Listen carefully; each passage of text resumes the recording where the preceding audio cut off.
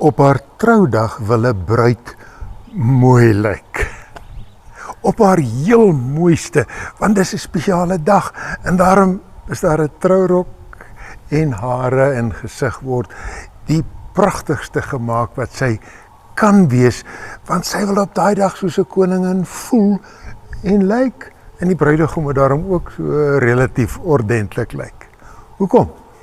Want dis 'n dag wat ek my liefde wil verklaar, waar twee mense wil sê, ons liefde het so ryp en seker geword, dat ons dit vir almal wil sê, dat ons dit wil lewenslang bevestig.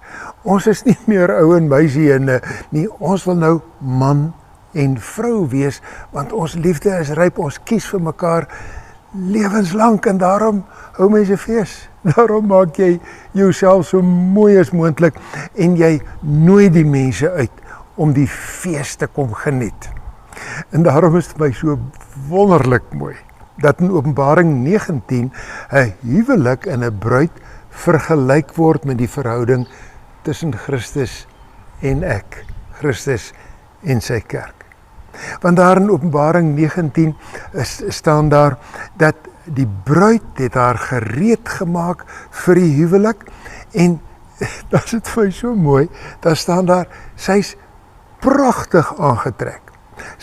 Dit is vir haar gegun om fyn, helder, blink klere aan te trek en daardie klere maak vir haar op haar heel mooiste. Hoekom word dit gebruik in die Bybel? Want net soos by huwelik, moet 'n gelowige se liefde so ryp en seker word, dat ek dit wil openbaar verklaar. Dat ek wil sê, dis nie net 'n gevoel van nou en dan nie, dis lewenslang. En daarom kies ek vir die Here en ek leef saam met hom, soos wat 'n bruid en 'n bruidegom lewenslang man en vrou wees. Maar waar kom die mooi klere vandaan? Dis vir my so mooi daar staan. Dis vir haar gegun om hierdie klere aan te trek en die klere is die regverdige dade van die gelowiges. Dus die Here sê, dis nie klere wat ek aantrek nie, dis my reputasie, dis my dade, dis my lewe wat ek wil wys. Nou ek besef, ek gaan nie daai dag skoon klere hê nie, want ek het so baie myself vuil gemors, dat dit net genade is, dat die Here sê, vuil klere uit, ek was jou skoon, en ek gaan vir jou aantrek met die fyn, mooi goeders, goeie dinge, wat jy toch gedoen het, nooit volmaak nie, maar goed genoeg, en jy gaan pragtig lyk, nie spoggerig nie, maar mooi, want dis my mooi lewe. En dis hoekom mens in die hemel dankbaar gaan wees. Jy gaan sê, hierso bevestig ek, lewenslang ek is lief vir die Here, en ek wil dit bevestig, ek het met my dade dit bevestig, en nou gee my hemelse Vader vir my 'n trourok.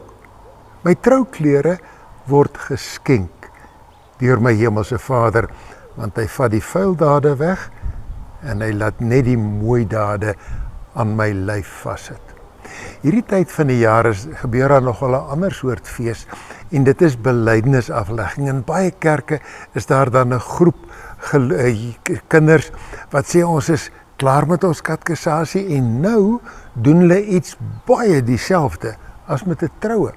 Hulle sê my geloof is so ryp en so seker, dat ek hierdie geloof wil hardop voor getuies bely. Ek wil vir mense sê, ek is daarvan so rustig seker, dat ek nie skaam is om dit te sê nie, want my geloof is ryp, ek kies lewenslang, ek gaan nie volgende jaar sommer weer iets anders sê nie, ek glo, ek het daarvan seker gemaak. En daarom is dit nogal dieselfde as 'n troue, dis ook 'n fees, daar word gaste genooi, oupa en ouma en familie en vriende kom kuier, en daar word partykeer ook 'n bietjie mooi klere aangetrek. Nou, Ek is so bly, dis nie oordadig in ons tyd nie. Ek is so 'n bietjie skaam, maar ek gaan vir julle 'n foto wys hoe het my belydensklas gelyk. Want daai tyd was dit nog dalk 'n bietjie 'n groter fees en die dogters het nuwe hoede gekry en die seuns het 'n pak klere gekry. Hoekom al die moeite? Want dis rede vir 'n fees. My geloof is ryp, verseker lewenslang. Wie het die mooiste klere aangehad? Wie het, as daar nou belydenisaflegging, die mooiste klere aan? Die een wat Kolossense 3 klere aangetrek het. Kolossense 3 sê presies dieselfde as Openbaring 19. Hulle sê, beklee julle, trek die klere aan, wat die volgende goeders is. Dit is die goeie dade, geduld, dit is nederigheid en sagmoedigheid, dis verdraagsaamheid, dis vergifnis, en bo dit alles liefde wat dit volmaak laat saamsmelt na 'n smaakvolle kleding wat ek aan het.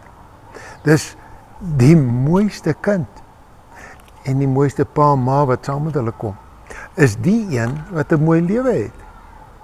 En daarom moet ek vir die Here vra, maak my lewe so mooi, dat mense na my sal kyk en nie my klere sal raak sien nie, maar my as mens sal raak sien. Ek sê, joh, dis 'n mooi mens, 'n mooi seun, 'n mooi dogter, 'n mooi man, 'n mooi vrou, want hulle is aangetrek soos die Hemelse Vader wil hê, hulle moet aangetrek wees. Ek gun vir jou 'n troue waar jy soos 'n koningin voel. Gun vir jou belydenisaflegging waar jy weet ek is 'n koningin, want ek is 'n kind van die Here. Hy het vir my gevat. En kyk net hoe mooi het hy my gemaak.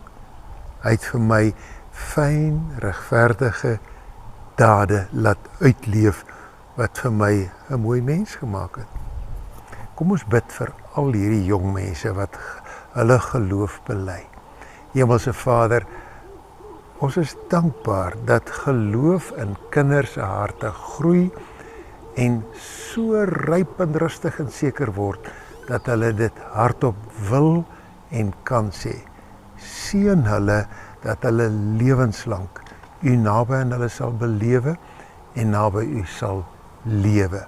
Gee daarvoor u Heilige Gees, u krag en u genade. Ons bid dit in Jesus naam alleen. Amen. Dink terug aan jou eie belydenisaflegging, hoe jy daar gelyk het, toe jy mooi en jonk was. Vir hierdie jaar se groepe wat belydenis aflê, wil ek bid en sê, die Here gaan julle seën. Seën mense.